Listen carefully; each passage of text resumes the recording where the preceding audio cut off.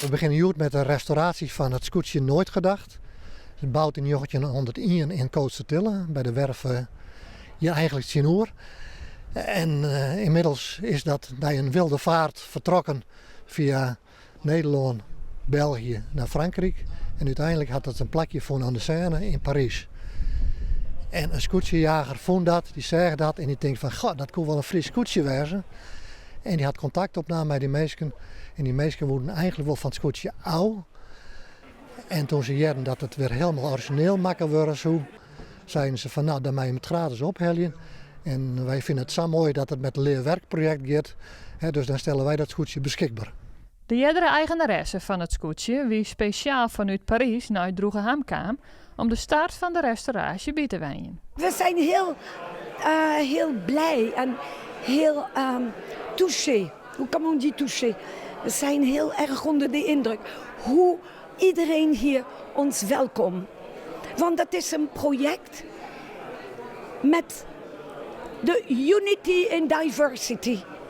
Eenheid met verschilheid. En dat is mooi. De restauratie is in handen van de meesten van het project Beurtschip, onder leiding van Brian Kes. We restaureren hier schepen van rond 1900 ongeveer. Op de originele manier, dus ook nog klinken en we hebben er een lasbegeleiding naast. En dat doen we samen met mensen die afstand hebben tot de arbeidsmarkt. En je probeert dus de mensen ritme te geven en daarnaast werkervaring en als het lukt dus een diploma te laten halen. Waardoor ze makkelijker de arbeidsmarkt op kunnen. We hebben ongeveer 200 personen gehad. Volgens mij de laatste keer dat we telde 209. En daarvan is zeg maar 50% aan het werk. Dus ja, dat is heel succesvol.